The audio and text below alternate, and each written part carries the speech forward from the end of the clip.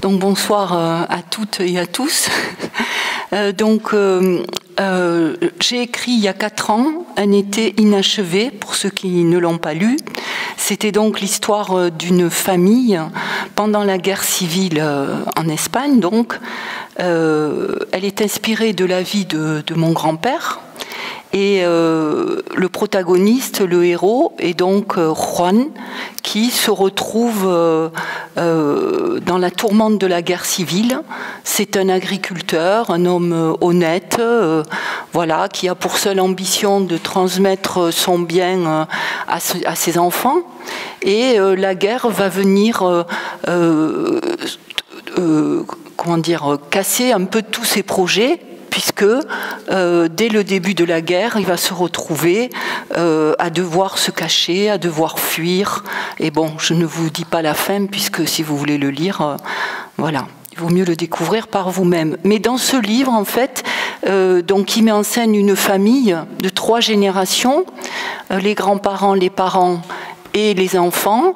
Il y a bien sûr les hommes d'un côté qui se battent, puisque la guerre, c'est d'abord une affaire d'hommes. Il y a les hommes, et puis il y a aussi les femmes, donc la grand-mère, la femme de Juan, qui s'appelle Rosa, et sa fille qui s'appelle Benita. Et dans ce livre, ces 3 femmes luttent, malgré tout ce qui se passe autour d'elles, pour maintenir la famille. Et donc il était intéressant pour moi d'approfondir ce sujet, parce que beaucoup de lecteurs m'ont dit que ces portraits de femmes étaient intéressants. Et donc je me suis dit que j'allais le faire dans un prochain volume. Et c'est pour cela que j'ai écrit Les Matins d'Angela. Donc Les Matins d'Angela, en fait, c'est un livre qui est inspiré de la vie de ma mère, cette fois. Ma mère est née en 1927. Donc, elle a connu le gouvernement républicain. Ensuite, pendant la guerre, bien sûr, elle a connu la guerre, les 3 ans de guerre. Et ensuite, toute son adolescence et sa jeunesse s'est déroulée donc sous Franco, bien sûr. Et Angela est donc une enfant, on la voit au début, elle a 6-7 ans. C'est une enfant qui a un caractère un peu indépendant, libre, elle est un peu originale, elle aimerait apprendre à dessiner, à peindre. Bon, elle a un côté peut-être un peu artistique, et puis la guerre éclate, donc elle se retrouve bien sûr à faire comme les autres, c'est-à-dire que pendant 3 années, elles n'iront pas à l'école, bien sûr. Et quand elle retourne à l'école, c'est sous Franco, et donc là, l'école a changé, ce n'est plus l'école de la République. C'est une école où on revient au catéchisme, on leur fait surtout faire des travaux manuels, Et donc, Angela, elle s'ennuie à l'école. Évidemment, ça ne l'intéresse pas trop. Et ce qu'elle voudrait faire, c'est faire le métier de son père qui est boulanger. Bon, mais là encore, c'est un métier d'homme, boulanger. Donc on la décourage d'aller dans cette voie. Et on lui conseille, surtout sa mère, de faire comme sa sœur qui, elle, va se marier, va avoir une vie tout à fait ordinaire, classique. Et Angela n'est pas du tout attirée par ce genre de vie. Elle voudrait être autonome, indépendante, elle voudrait s'assumer, elle voudrait gagner sa vie, et elle va se retrouver dans un village, donc Calonge, qui est le village dans lequel se déroule l'action du premier roman, Un été inachevé. Et là, les circonstances font qu'elle va être désignée pour tenir ce qu'on appelait à l'époque, et ce qu'on appelle encore un centro, c'est-à-dire un lieu qui sert un peu d'espace pour que les gens se retrouvent, en particulier les hommes, puisque il y a beaucoup le centro était tenu par des associés qui étaient des hommes, un peu comme dans les clubs anglais, et donc elle se retrouve dans ce milieu. Mais elle est contente, elle est heureuse parce qu'elle a une responsabilité, elle est indépendante. Alors forcément, ça ne plaît pas trop à sa mère, ça ne plaît pas non plus trop aux villageoises, hein, qui ne comprennent pas ce qu'une jeune femme comme ça vient faire à diriger un lieu où ne vont que les hommes pratiquement. Et donc ça va lui poser quelques problèmes. Alors bon, elle va quand même avoir la chance de rencontrer là le grand amour de sa vie. Et c'est donc Joseph, le fils de Juan, qu'on avait dans le premier roman. Alors à ce moment-là, les deux histoires se rejoignent, l'histoire d'un été inachevé et l'histoire d'Angela. Et donc ils vont tomber amoureux. Et donc on va savoir, à travers le récit de Joseph, on va savoir comment il a vécu, lui, les années de la guerre, puisque très vite, voilà, il a été orphelin et il a dû survivre. Et donc, avec les récits qu'il fait à Angela, on connaît la suite de cette première histoire. Voilà. Alors ensuite, il y a évidemment des personnages secondaires qui sont des femmes, des hommes. Bon, alors certaines femmes ont été marquées par l'influence des premières féministes, on va dire, hein, qu'il y avait à Barcelone, hein, le fameux mouvement Mujeres Libres, hein, qui était aussi un mouvement un peu anarchiste. Hein, et donc, elles sont imprégnées de ces idées. Donc, il y en a une qui fait du théâtre. Voilà, bon, donc Angela va devenir amie avec certaines de ces femmes. Il y en a d'autres qui ont beaucoup souffert, il y en a qui ont été malheureusement violées ou qui ont vu les membres de leur famille se faire tuer. Donc voilà, tout ça, ça dépend un peu des circonstances. Et puis ensuite, bien, cette histoire entre Joseph et Angela va se poursuivre et ils vont tous les deux décider de faire leur vie, donc de se marier. Donc voilà, alors je ne vous raconte pas la suite complètement. Donc, alors ce n'est pas vraiment un livre, on va dire, c'est pas vraiment un livre féministe, mais c'est un livre qui montre le désir de s'émanciper, le désir d'être indépendante des femmes de cette génération. Et je pense qu'elle n'était pas... Bon, elle ne menait pas un combat contre les hommes, hein, simplement elle voulait avoir certains droits, elle voulait décider un peu de leur avenir. Et elles ont transmis, bien sûr, tout ça à leurs propres enfants et à leurs filles, hein, bien sûr. Donc voilà en gros les thèmes qui sont développés dans ce livre, Les Matins d'Angela. Et je peux dire qu'il y a un troisième tome qui se prépare et qui nous dira ce qu'est devenu ce couple qui va traverser la frontière pour venir jusqu'ici. Voilà. Donc si vous avez des questions à me poser... Je pense qu'il y a quand même 5 personnes qui l'ont lu, hein, dans la salle. Voilà. Donc... Ce qu'on peut dire, c'est que c'est un témoignage quand même de l'éducation qui se donnait au moment de la République.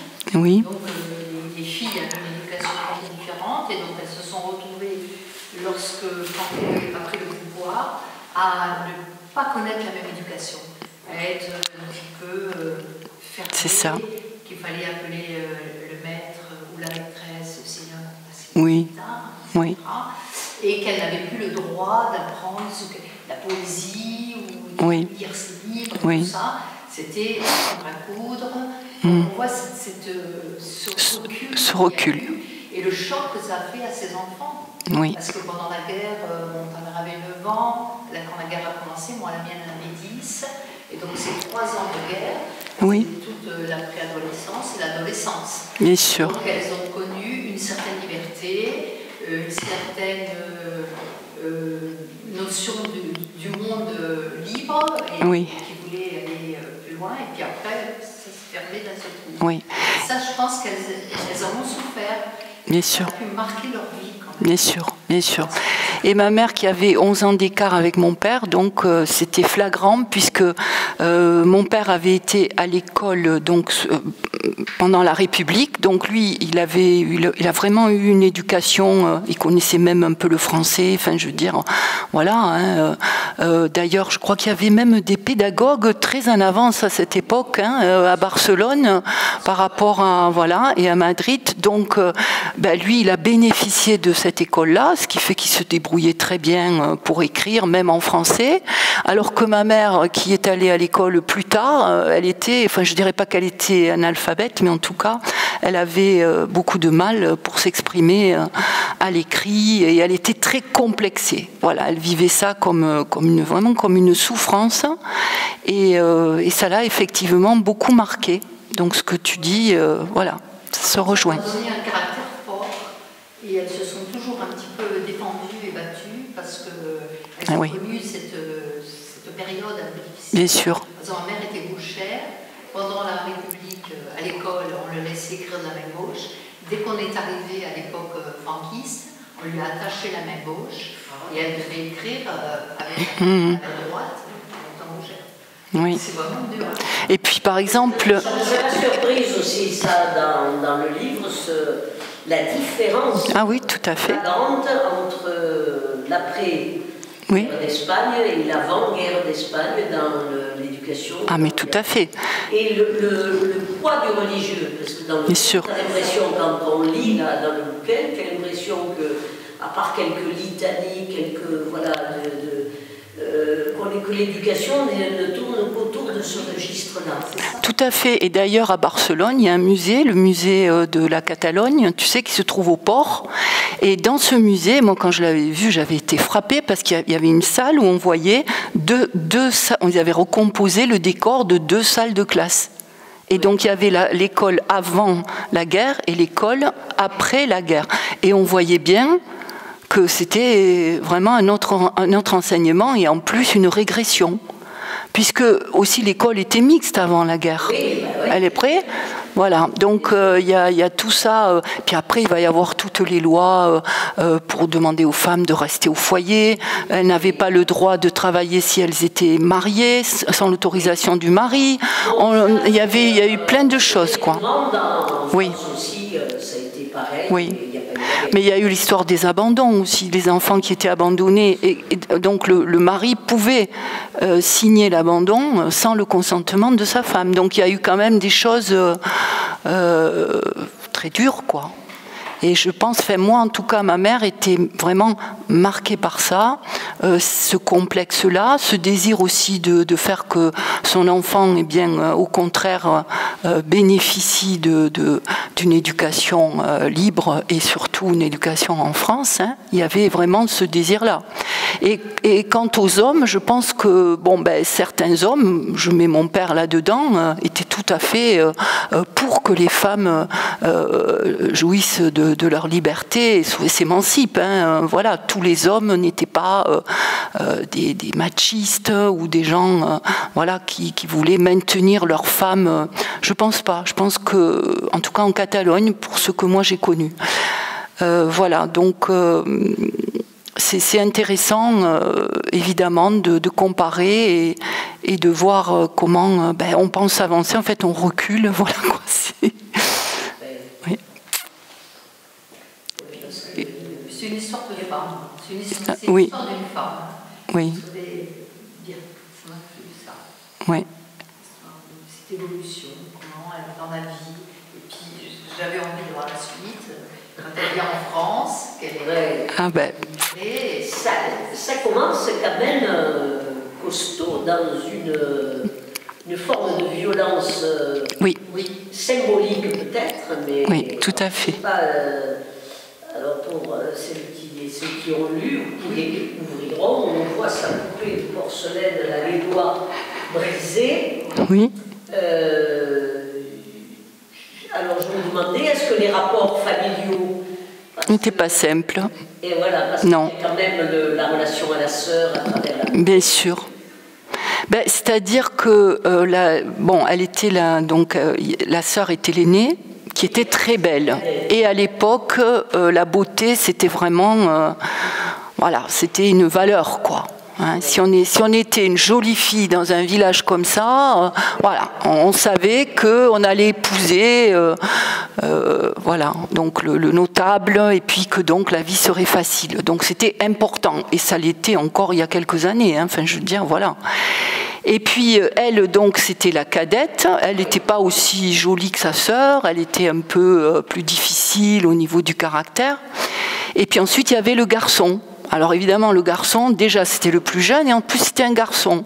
Donc c'était lui qui allait prendre la relève de la boulangerie. Bon, voilà, c'est des commerçants, donc il faut assurer tout ça. Il faut être dans la lignée, quoi. Il faut poursuivre toute cet investissement, quoi. Et du coup, elle, et cette histoire de poupée est vraie. Elle me l'a racontée X fois. Voilà. Et donc, évidemment, quand je l'ai écrit, bon, je me suis dit, qu'est-ce que ça veut dire symboliquement? Bon, c'est vrai. Hein, et donc, j'ai essayé de donner une petite interprétation. Mais après, les rapports des deux sœurs étaient bons dans la mesure où, en plus, sa sœur est décédée et elle était très jeune. Oui. Donc, c'est ça qui est curieux, c'est qu'entre ce début de roman-là, où les doigts sont brisés, puis après, quand elle lui apparaît, il y a l'espèce de forme bienveillant. Oui. Il y a une différence dans la relation, voilà, de ces deux sœurs qui est... Oui. C'est étonnant, entre le début et voilà, oui. le passage. Oui. Ben, c'est comme ça, quoi. Hein. Là, j'ai pensé un peu à la maison aux esprits. Hein. J'avoue que j'étais... Voilà, moi j'aime... Oui, c'est un peu... Bon, voilà. Bon, après, évidemment que... Moi, je vois les choses comme ça. Si je parlais peut-être à mon oncle qui est encore vivant, hein, qui a 92 ans, ben, peut-être qu'il me dirait autre chose, lui. Hein. Et d'ailleurs, j'en ai un peu parlé avec lui. Il n'avait pas du tout les mêmes souvenirs. C'est étonnant. Hein. Donc voilà, déjà. Et puis, je pense que ma mère aussi avait une tendance un peu à caricaturer, à exagérer. Bon, voilà. Donc... C'est sympa avec sa sœur, quand même. Oui. Alors, à cet âge-là, oui. Oui. Il a l'air quand même de la soutenir dans son projet. Oui, oui. Elle peut avoir confiance. Il ne t'inquiète pas, il se porte caution, en somme, caution physique pour son boulot dans le café. Oui, ils ont été très proches et très solidaires. Très solidaires, surtout quand la sœur est décédée. Et puis, par rapport au commerce, voilà. Ils étaient vraiment... investis de cette mission, quoi. Il fallait et donc c'est vrai qu'ils se sont beaucoup soutenus et même après, bon, et puis je veux dire quand ils ont eu 40-50 ans, ça a été plus compliqué la relation, mais c'est vrai que toute la jeunesse là et le début de l'âge adulte, oui, et d'ailleurs avec mon père aussi, ils étaient très proches les trois, oui. Bon, les personnages sont pour la plupart, j'en ai connu certains, par exemple sa cousine qui a eu un souci, donc qui est allée vivre en France aussi. Hein, voilà, donc oui, Célia, donc ça c'est aussi un personnage que j'ai brossé le portrait d'après quelqu'un que je connaissais.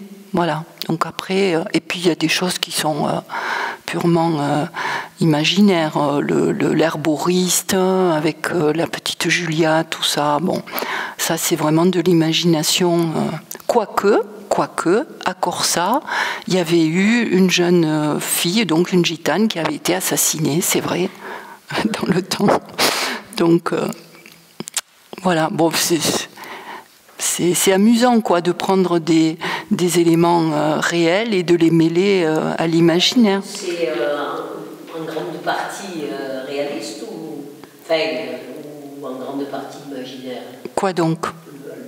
L'histoire. C'est en grande partie réaliste. En grande partie. C'est du vécu. Oui, oui. Bon, le personnage de la femme, par exemple, Victor, là... oui, il y a quelqu'un que je connaissais qui m'a beaucoup inspiré pour rédiger. Mais après, j'ai brodé, voilà quoi, j'ai un peu inventé quand même, hein. Tout n'est pas vrai, mais... Et puis bon, pour ce qui concerne ma mère, oui, en grande partie, c'est sa vie. Toutes les étapes, quoi, les étapes importantes. Je trouvais que ce roman était mieux construit que le premier. On voit qu'il y a une évolution. Ah, voilà, tu me fais plaisir. Oui. Moi aussi, je le trouve plus réussi d'un point de vue littéraire.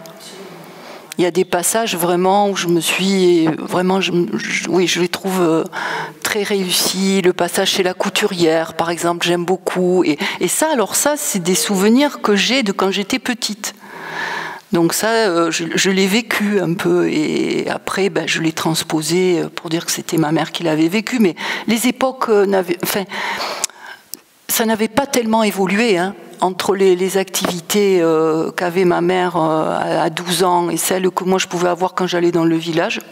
Ça n'avait pas beaucoup changé, hein. C'était un peu pareil. Hein. C'était resté un peu figé. Ben oui. C'était figé. Alors oui. l'Espagne aurait dû aller de l'avant. Oui. Hein? Oui. Et puis après, alors maintenant, par contre, ça a bien évolué, mais voilà, oui.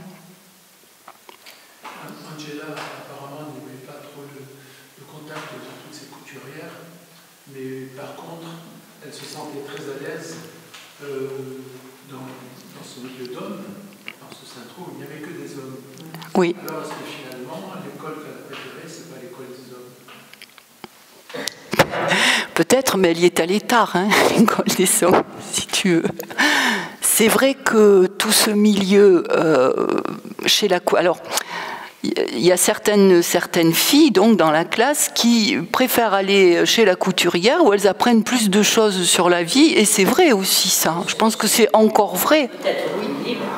Enfin, encore vrai dans certaines cultures, hein, je m'entends, hein, voilà, où les femmes se regroupent, c'est un peu le gynécée, quoi. On est là entre femmes et on se confie, puis on s'éduque aussi.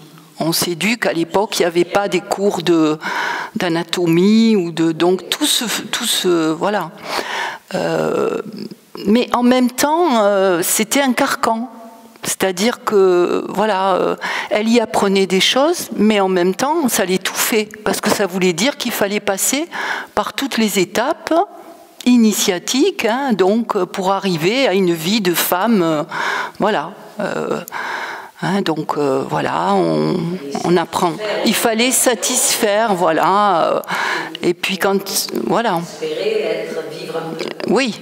Donc, pas boulanger, on n'est pas boulangère, on se lève pas la nuit pour faire le pain, on dessine pas, on peint pas, on fait pas, voilà, hein, on apprend la cuisine, les prières, tout ça, et puis on essaie de trouver un bon parti. C'est ça en fait. Oui. Mais elle est tombée sur un artiste. Elle est tombée sur un bon parti. Non, c'est pour l'atelier d'écriture. Oui, tu vas monter. Tu montes, oui. Ce monde d'ordre aussi que tu évoques, c'est aussi justement peut-être là où il y a le plus de défis, là où on peut être le plus intrépide, ou du moins marquer sa différence. Et bon, donc c'est pas très surprenant qu'elle ait plus envie de ça que de la couture. Oui. C'est vrai. Et puis aussi, elle avait grandi dans un commerce et dans un café, puisque son père aussi tenait un café. Donc, elle avait grandi au milieu de cette ambiance, hein, de jeux, de boissons aussi, parfois de disputes pendant les discussions politiques. Donc, c'est vrai qu'elle connaissait tout ça. Donc, et elle a vraiment le sens du commerce, oui. Vraiment.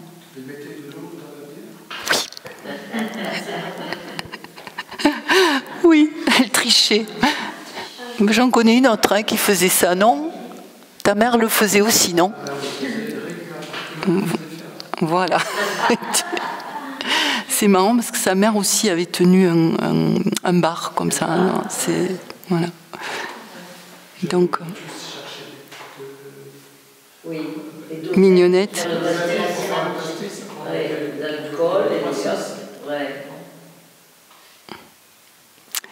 Voilà. L'écriture est très très douce. Moi, je me suis régalée à le lire. Et c'est, comment dire, c'est reposant. Je trouve que l'écriture est fluide, ça se lit vraiment très bien. Oui, oui, je pense que c'est ce que les gens me disent en général, oui, que ça se lit bien. Mais c'est vrai ce que... Oui. Pas forcément trouvé que l'écriture différait tant du premier volume. Mais si, moi je pense. Je n'ai pas vraiment ressenti ça. C'est pas la même construction. Non. Le livre, tu le construis chronologiquement, il y a 2 parties, un prologue. Oui. Donc c'est peut-être construit différemment, c'est la structuration qui donne peut-être cet aspect. Moi je pense qu'il est plus travaillé, plus abouti. La couleur d'ensemble du premier est plutôt tragique. Oui. Ah bah oui. La couleur d'ensemble du second. Oui. Au niveau des tonalités, oui. C'est un peu plus optimiste même, c'est plus optimiste. Ah oui, oui. C'est sûr que le premier, là, c'est une fin. Ça influe sur le vocabulaire. Et puis c'est une période que j'ai pas connue évidemment, mais qui me semble plus proche aussi parce que j'ai passé aussi mes vacances dans ce village et comme je disais tout à l'heure, j'ai l'impression que ça n'avait pas trop évolué et du coup c'est aussi des souvenirs que j'avais. Alors que pour le premier, je me suis servi beaucoup de témoignages, de choses qu'on m'avait rapportées. J'étais obligée, parce que c'était une période, déjà pour avoir des renseignements sur le Centro et le casino, etc. Bon, j'avais pas pu, c'était un peu... voilà, c'était fermé. Donc, du coup, c'est vrai que le deuxième, peut-être, il est plus proche de choses vraies, vécues. Mais après aussi au niveau de l'écriture, moi je pense que je pense qu'il est plus réussi. J'ai fait attention aussi parce que pour le premier, évidemment, c'était une première expérience. Donc les coquilles, les corrections, tout ça. Bon, c'est vrai que je m'étais beaucoup fiée à l'éditeur et que là, j'ai quand même été beaucoup plus vigilante. Puis j'ai eu un lecteur très sévère, donc qui m'a bien qui a bien trouvé les coquilles et tout ce qui n'allait pas. Et c'est vrai que ça aussi, ça s'apprend. Voilà, je veux dire, on se jette à l'eau. Voilà quoi. Bon, voyons ce que va donner le troisième. Voilà. Mais... Le troisième, l'histoire va se dérouler en France. Ah oui, oui. C'est ce qu'annonce. Ah oui, oui. J'espère qu'il y aura, oui. J'espère qu'il y aura de belles pages sur Perpignan, sur des choses qui nous parlent à tous. La place Cassagne, la place Rigaud, il y a plein de choses. Puis là, c'est un peu plus facile de se documenter. Voilà. Et c'est plus proche de moi. Donc voilà, après je sais pas. Ce qui est difficile, c'est le jeu. Là, je pouvais mettre la troisième personne. C'était, ah oui, c'est difficile. Hein. C'est difficile. Je lisais un bouquin de quelqu'un aussi qui écrit sur son grand-père et le fait avec le jeu. Alors c'est très fatigant parce que c'est du présent. Il passe au passé simple. Ouais. Ça me choque, je lui dis, il a un primaire, mais pour utiliser le passé composé à la peur, mais pas, tu vois. Et il a vu qu'il y avait ces erreurs à corriger. Oui. Le jeu est difficile. Oui. Et puis aussi, ce qui est difficile avec le jeu, c'est que on peut se noyer dans le jeu, si tu veux. Il n'y a pas de limite quand on commence à dire jeu. Bon, voilà, c'est l'expérience du journal intime, c'est tout ça, et donc, alors qu'avec la troisième personne, on a cette distance qui fait qu'on a les personnages, on sait où on veut les amener, donc on fait attention, quoi. Mais quand même, comme j'écris un peu de manière pas anarchique, mais enfin sous l'inspiration. Voilà, j'écris un peu comme ça, moi.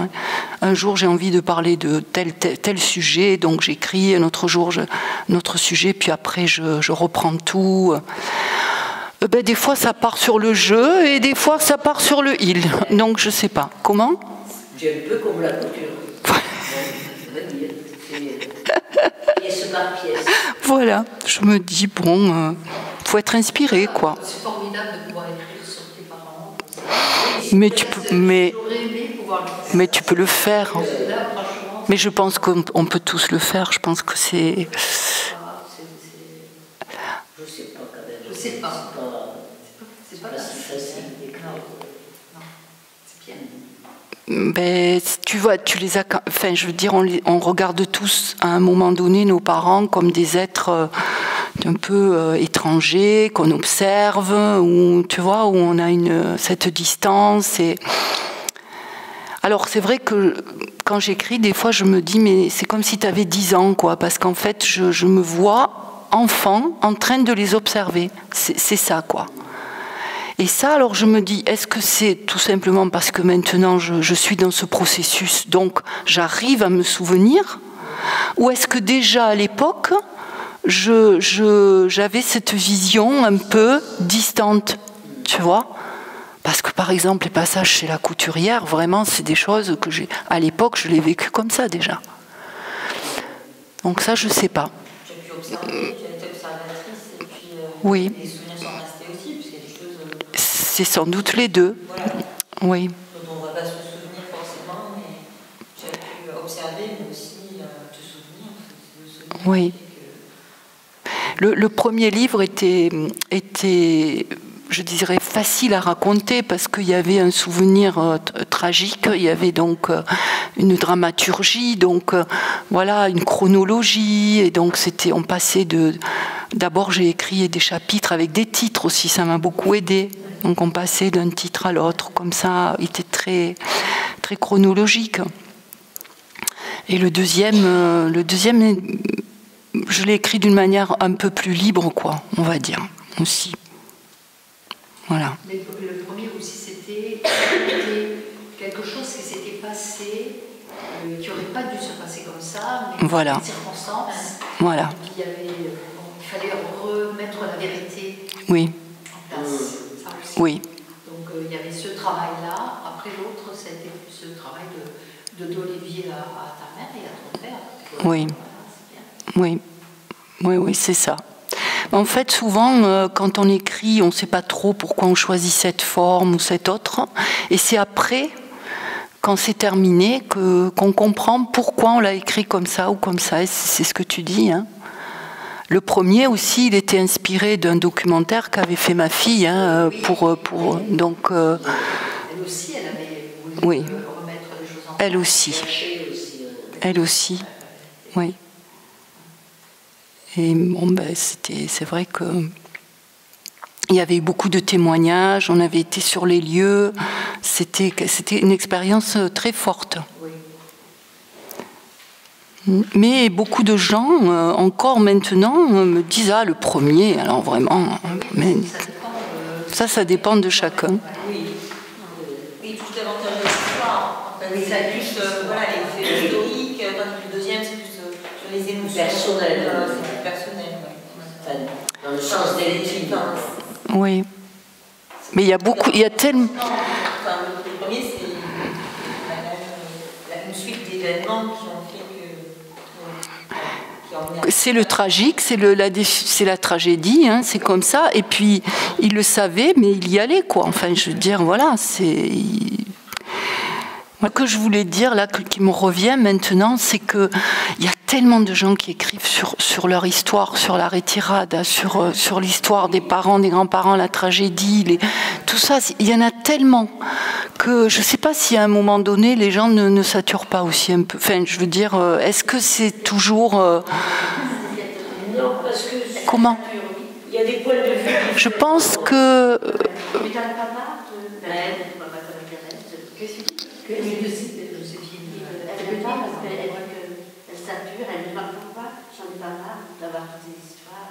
Elle sature ces histoires. Oui. Ben oui. Parce que... Oh, c'est des points de vue différents. On en a reçu là, C'est fondateur. Ouais, notamment un mec, voilà, justement, qui écrit sur sa famille. Mais eux, ils sont allés du côté de l'Ariège, du côté de Bram, ils ont été après la guerre.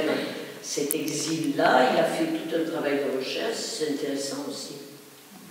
Mais bien sûr, c'est intéressant. Je trouve que ton roman, quand même, somptueux.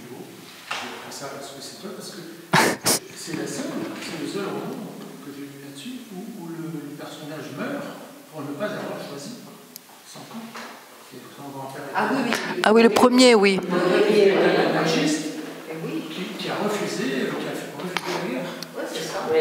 C'est pour ça On en veut aux hommes qui refusent la guerre. C'est pour ça que c'est là qu'est la tragédie, c'est le refus d'agir comme les autres, comme voilà, le refus de. Oui, c'est vrai. Il y a eu Ouais. beaucoup de gens qui ont agi comme. Mais il y en a, oui, oui, Qui n'ont pas eu cette fin tragique, voilà, mais qui ont refusé aussi. Hein. oui, c'est vrai, c'est vrai, C'était trop. oui. Ben, moi, je me dis toujours, qu'est-ce qu'on ferait, enfin, comment on réagirait. Là, de nos jours, on voit bien, hein, avec la guerre et tout ça. Et je l'ai écrit aussi un peu pour mes enfants, hein, pour leur transmettre un message aussi, parce que... Mais bon, en l'occurrence, c'est vrai que de ne pas choisir, ça le conduit à la mort, quoi. Mais c'est la force des idéaux par rapport à la famille, quoi. Et ça, je pense qu'on le vit partout, dans toutes les guerres. Hein?